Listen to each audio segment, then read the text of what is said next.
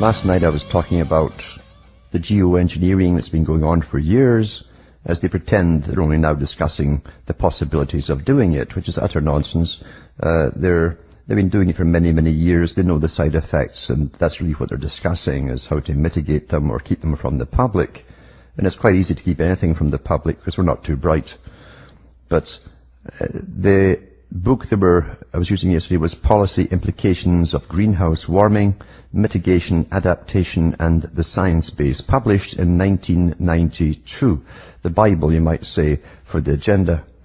And I put the link up last night where you can go into the site yourself and government sites and download this particular book. But on page 433, it's got this to say. Remember, this is 1992, geoengineering. In this chapter, a number of geoengineering options are considered. Then they go through the different options and the hoopla to do with how it might or might not work. But they say here, other geoengineering possibilities include reforesting the United States. I guess let people get off the land, you see, you can reforest it. That's why you want the habitat areas for Agenda 21. To increase the storage of carbon in vegetation, simulating an increase in oceanic biomass as a means of increasing the storage and natural sequestering of carbon in the ocean, and so on. Yada, yada, yada. This is important to recognize. Now, listen to this. Listen to this part here. 1992. For those who are still in their religious phase, who use words like, do you believe this, or do you believe that? Do you believe in global warming? Do you believe in Y2K? That's a religious thing, you see. This is 1992. It says here, it is important to recognize that we are at present means in the now, for the harder thinking.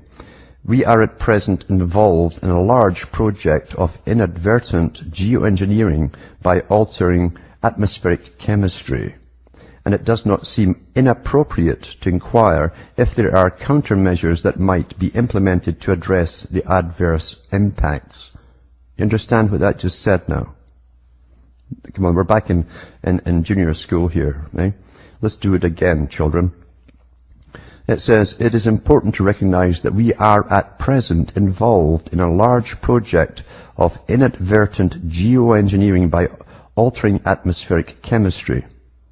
And it does not seem inappropriate to inquire if there are countermeasures that might be implemented to address the adverse impacts. So they knew then that there already were adverse impacts, since they're talking about countermeasures that might be implemented to address them, to alter them. And the people who can still think clearly, to an extent at least, and plow through their gobbledygook and their different phrases they use to make it sound very scientific, will get a lot out of it. Most folk won't, because most folk really want to go into conspiracy sites, and whereas it's kind of exciting. These aren't exciting things to read. Nothing that really happens or is of import is very exciting. It's very boring, dull and dry, but it's the most important information you'll ever find in your life is when you go through this kind of stuff. So they admit then they were already engaged in this project, this geoengineering project, a large project, they said, and it's been going on for an awful long time. Britain, by the way, has just been warned it's in for another week of freezing sleet and snow and blizzards in April. But that doesn't matter. We're apparently going to fry to death to see if they don't save us and all that rubbish. Remember, there's different reasons behind all of this. What's interesting too in this policy implications of greenhouse warming, mitigation, adaptation and the science base, it starts off with humans are the problem, right out of the Club of Rome, because they're the guys that dreamt that one up and they're proud to admit it in their own book.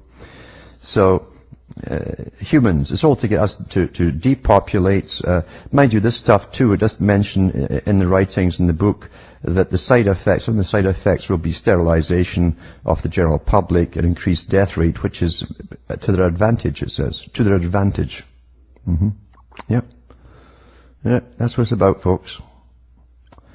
No conspiracy site there. You can go into the government one and find it, their own website.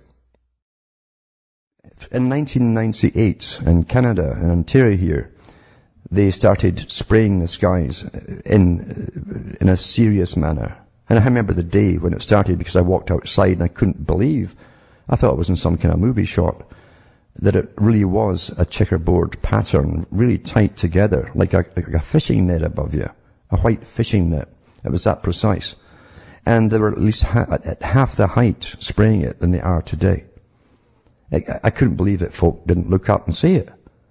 And from then on, it's been, of course, a roller coaster of spraying and spraying and spraying.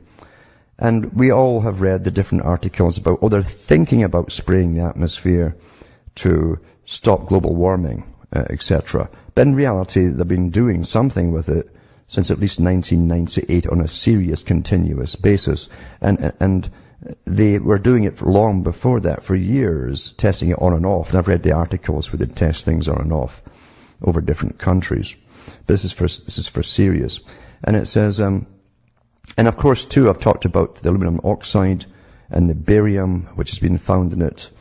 And I've gone into the writings of Teller, who was the inventor of the H-bomb, who worked for the Pentagon and who came up with the idea of flooding the air with metallic particles and using what's now called HARP technology, and electromagnetic pulsing across the atmosphere. The very thing that Brzezinski talked about in Between Two Ages, where he said that the techniques of weather control manipulation would come into being. But he also touched on, too, how certain things could affect the minds of people, make them tranquil or aggressive, depending on the frequency, because this stuff literally makes the atmosphere itself like a chemical conductor, much more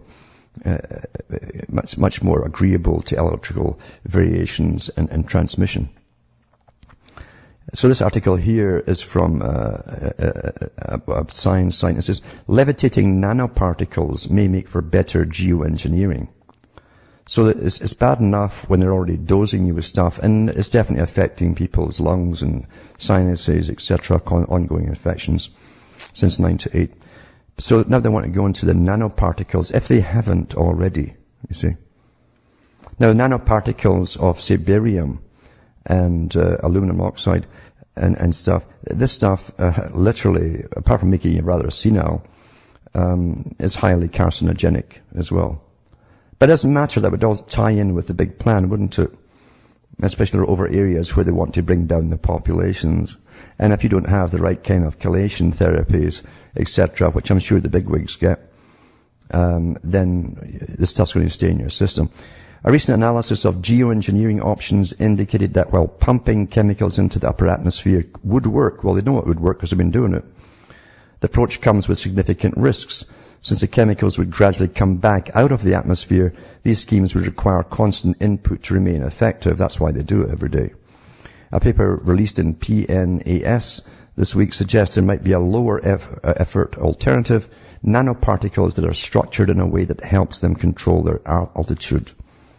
Even if CO2 emissions, here we go, are eventually reduced, it's got nothing to do with it. We may have put enough in the atmosphere by then to ensure that some form of geoengineering may be needed to lower the global. If they lower the global temperature anymore, I'll be sitting on an ice floe. I think, just mass. It was 20 below zero Fahrenheit last night here, which is a bit chilly. Aerosols in the upper atmosphere increase the Earth's albedo, the overall reflected of the planet, reducing global temperatures by reflecting more sunlight back into space. Chemical aerosols are popular geoengineering candidates, but they have their own problems. For example, sulfates in the lower stratosphere can accelerate removal of ozone, and we'd have to constantly pump more into the upper atmosphere. That's a great business for somebody. And believe you me, big chemical companies are obviously involved in this, making an awful lot of money. The main advantage of the proposed nanostructures over chemical aerosols is their ability to control their altitude. So the proposed nanostructures do this by taking advantage of what are called photophoretic forces. These forces arise from a temperature difference between the nanostructure and the surrounding atmosphere. If a cold gas particle strikes a warmer nanostructure, then the gas particle will recoil off with more energy. At least that's a PR for the salesman. That results in a force on the particle. The amount of energy transferred in this process is a property of the material and a function of the temperature, and is described by something called the accommodation coefficient. Sounds very impressive, eh? By constructing nanostructures with different values, one can change the net force on the nanostructure. So, what are they going to use for it, eh? Well, goodness me, they're back to aluminum again. It says aluminum and barium again, titanate. The aluminum layer reflects sunlight but is transparent to thermal infrared. The barium trinitrate layer has a higher density than the aluminum layer and interacts with the atmospheric electric field to orient the disk with the reflective side up. The difference in between aluminum and barium trinitrate also produces a net photophoretic force, levitating the disk with a force up to 3 times its weight, to say. Well, breathing all this stuff in, that'll go right into your bloodstream.